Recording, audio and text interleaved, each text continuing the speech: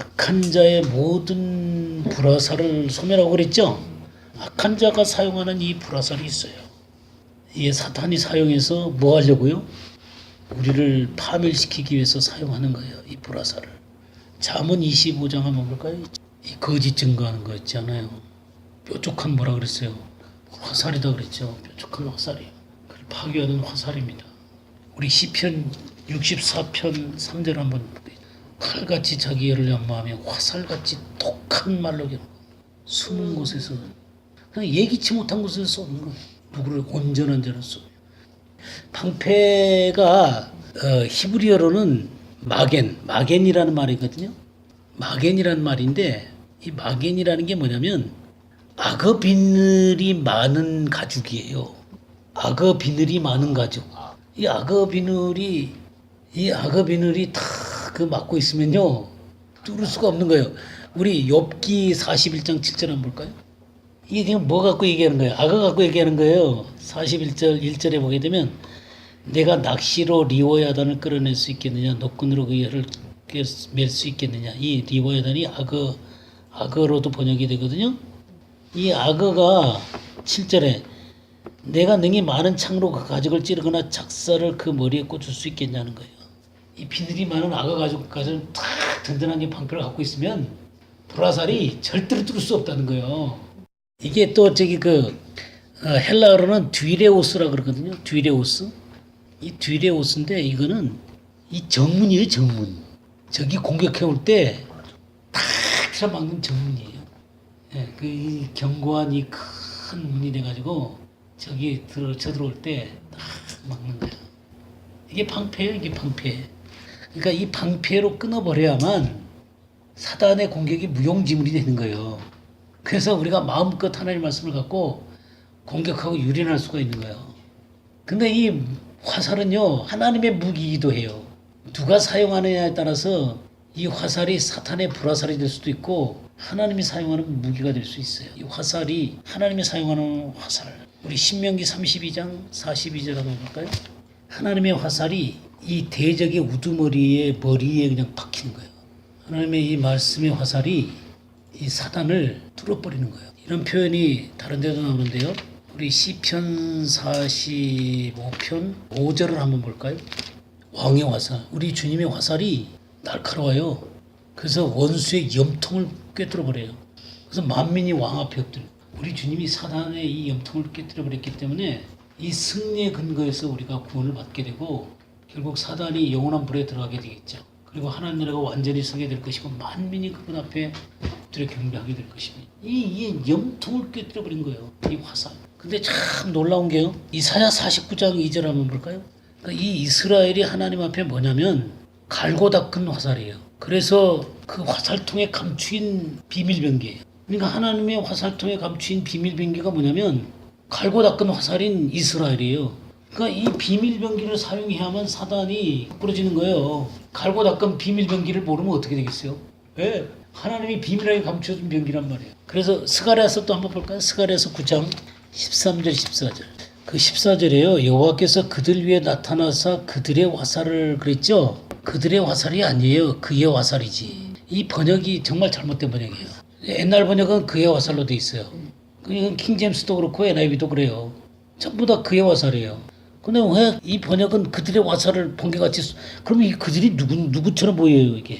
예, 그러니까 이게 에브라임과 유다인데 그것이 바로 주님의 화살이에요. 근데 그들의 화살을 그러니까 이건 잘 봐요. 그들의 화살이라 그러면 처음에 나는 이게 무슨 말인가 그랬어. 유다를 활로 삼고 에브라임을 화살로 삼아가지고 쏘시는 화살이 주님의 화살이거든요. 근데 그들의 화살을 해놓으니까 누가 사용하는 화살인지를 잘 모르는 거죠. 그러니까 나는 참 이 개혁 개정은 다 참 여러 번 얘기하지만 너무한 것 같아. 너무한 것. 이 하나님의 말씀을 이렇게 변개해 놓으면 나중에 이 말씀에 대한 신뢰까지도 떨어진다고요. 근데 어쨌든 간에 이 지금 유다를 당긴 활로 삼고 에브라임을 끼운 화살로 삼았으니 멋있죠, 그죠? 유다가 활이 돼가 에브라임 화살이 돼가지고 헬라 자식들을 치게 하신다. 그 하나님 앞에 합당하지 않는 헬라 자식들을 치게 하는 거예요. 이 헬라가 어디예요? 그리스잖아요. 인간의 이성과 지혜가 발달하는 곳이죠. 인간의 지성과 인간의 이 지혜가 발달해 가지고 세상의 철학이 거기서 다 나오잖아요. 그들을 쏘겠다는 거예요. 이 하나님 백성들을 통해서 그들을 쓰러뜨리겠다는 거예요. 욥기 29장 20절에서 24절 한번 보겠어요. 내 영광은 내게 새로워지고 내 손에서 내 화살이 날로 강해졌다 그랬어요. 옛날 성경은. 근데 지금 성경은 뭐라 그랬냐면 끊어지지 않았다 그랬죠. 계속해서 이 말이 나왔다는 말이죠. 뭐 둘 다 같은 의미예요. 강해졌다거나 점점 강해지는 거죠. 그러니까 욥이라는 사람 속에서 이 하나님의 말씀이 강하게 나왔기 때문에 어떻게 됐어요? 21절에 희망을 걸었어요. 그리고 사람들이 잠잠해졌어요. 그리고 22절에 나의 말에 그들에게 스며들었어요. 23절에 그들은 비를 기다리듯 나를 기다리고 봄비를 맞이하듯, 봄비가 늦은 비예요. 그걸 그렇게 기다렸다는 거예요. 그들이 의지 없을 때 내가 미소하면, 미소하면 그들이 나의 얼굴빛을 무색하게 하냐 했느니라. 그러니까 이 욥의 입에서 나오는 말씀이 화살처럼 점점 강해진 거예요. 끊어지지 않고 나오니까 영혼들에게 소망을 주고 영혼들을 새롭게 하고 그리고 그 말씀들 앞에 굴복하는 거예요. 이게 화살이에요. 이게 화살. 화살 연구해 보세요. 집에 가서 연구하면 너무너무 재밌어요. 그러니까 이 사단은 이 거짓된 불을 붙여갖고 이 영혼들의 그 심령을 파괴시키는 거예요. 그러면 이 사단의 이 공격하는 이 불화살은 어떤 것들이 있을까요? 약점을 공격하는 거죠. 약점, 참소죠. 참소 비난 같은 거요. 비난. 아까 얘기했던 거 거짓의 불화살. 또 어떤 불화살이 있겠어요? 또 의심을 살그머니 넣어주는 이 의심의 불화살이 있겠죠? 또 어떤 불화살이 있겠어요? 우리 마음에 욕심을 충동하는 이 유혹의 이 불화살이 있을 수 있겠죠? 화나게 만드는 불화살도 있을 것이고 또 그 사람을 낙심시키는 그런 불화살이 있을 것이고 또 정죄하는 불화살도 있겠죠. 또 그 사람을 또 두려워하게 하는 두려움을 주는 그런 불화살이 있겠죠. 그래서 하여튼 이 온갖 화살들을 쏴가지고 우리들을 어떻게 하려고 쏘는 거예요? 거꾸로 틀려고 하는 거예요. 그러나 이 온갖 것들이 있다 하더라도 뭐가 근거해야 돼요? 그냥 믿음의 방패가 딱 경고해서 끊어버릴 수 있다 이 말이에요. 믿음의 방패를 사용해야죠. 믿음의 방패를 딱 쳐야죠. 믿음의 방패를 안 치고 그냥 왜 이렇게 왔을까 그러고 앉아있으면 이게 이제 밥이 되는 거예요. 밥이. 그냥 믿음의 방패가 경고하면 경고할수록 까불지 마라. 내가 주 예수의 이름으로 너를 대적하노라. 너는 이미 머리가 아까 화살이 어떻게 했다 그랬어요? 그 머리를 뚫어버렸다 그랬잖아. 머리가 뚫린 자다. 염통이 뚫린 자다. 그걸 하는 거예요. 그래서 그 자리에 서 있는 거예요. 그래서 우리가 이 전신갑주가 필요해. 그러니까 우리는 이미 그 자리에 세워놓았다 그랬잖아요. 우리가 예수님을 믿을 때 그 자리에 이미 세워놓으셨다고요. 그 위치도 모르고 산단 말이에요. 그러니까 많은 크리스찬들이 그 영광스러운 자리도 모른 채 산단 말이에요. 그걸 내 힘으로 내가 좀 더 가치 있게 보이려고 또 내가 좀 더 의로워지게 해보려고 그 하나님 말씀을 모르는 사람들이에요. 말씀이 무지하기 때문에 그러는 거예요. 그럼 어둠 가운데 헤매고 다니는 거예요. 모른다 그러면 얼마나 자존심 상해하는데 한번 저기 그 암송 귀절 하나 해보라 그러세요. 알고 있는 암송 귀절 한번 암송해보라 그러세요. 한 귀절. 어설프기한 암송 귀절이 인류를 타락시킨 거예요. 네. 그럼 암송 제대로 못해갖고 그렇게 된 거예요. 네, 정정 죽으라는데 정정을 빼먹고 또 만지지 마라 그런 말 안 했잖아요. 만지지도 마라 그랬다고. 그러니까 우리가 말씀을 정확하게 알아야 되는 거예요. 그래야 이 믿음의 방패를 사용하는 거예요. 사단도 말씀을 갖고 우리들에게 덤벼들잖아요. 근데 주님이 어떻게 했어요? 다 말씀을 갖고 물리치잖아요.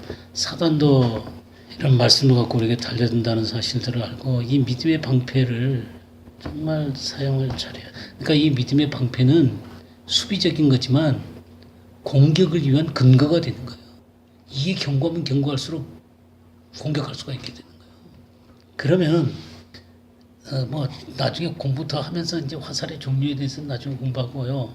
그렇게 믿음의 방패를 사용하게 되면 사단의 모든 화전을 어떻게 해요? 소멸되는 소멸. 소멸이라는 것을 좀 보겠습니다. 소멸은 스벤님이에요. 스벤님이. 이게 무슨 의미냐면 불을 끄다는 거예요. 소방수가 이렇게 그 불을 끄잖아요. 그래서 그 불을 끄는 거예요. 그 완전히 불을 꺼버리는 거예요. 무용지물이 되도록 만드는 거예요. 우리 히브리서 11장 34절 한번 볼까요? 불의 세력을 멸하기도 하며 그랬죠. 이 소멸시키는 거예요.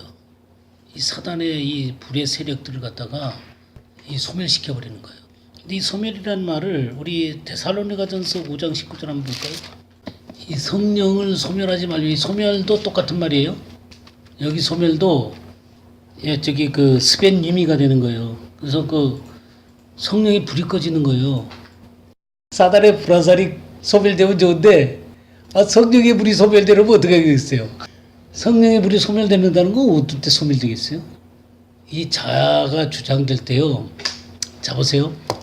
우리가 이제 성령의 불이 탁 붙어 있어요.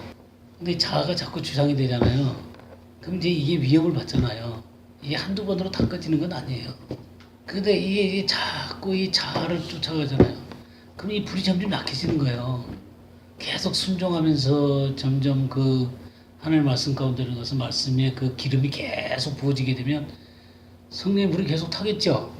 근데 이게 적을 때 가니까 이 불순종하고 또 하나님 말씀도 등한히 하게 되고, 이게 불순종하게 되면 이상하게 또 말씀도 안 읽어져. 게을러지고. 그러다 보면 이 불이 점점 꺼져가요. 그러다가 어떤 결정적인 순간에 진짜 불순종해요. 그럼 이게 꺼지는 거예요. 그런다고 우리가 지옥 가는 건 아니에요. 근데 이 불을 다시 일으키려면 저는 제 인생에서 몇 번 경험을 했는데요. 무서워요. 그 순간을 제가 알아요. 딱, 네, 소멸되는 순간을 아는데 하나님의 고시간을 딱 지적해요.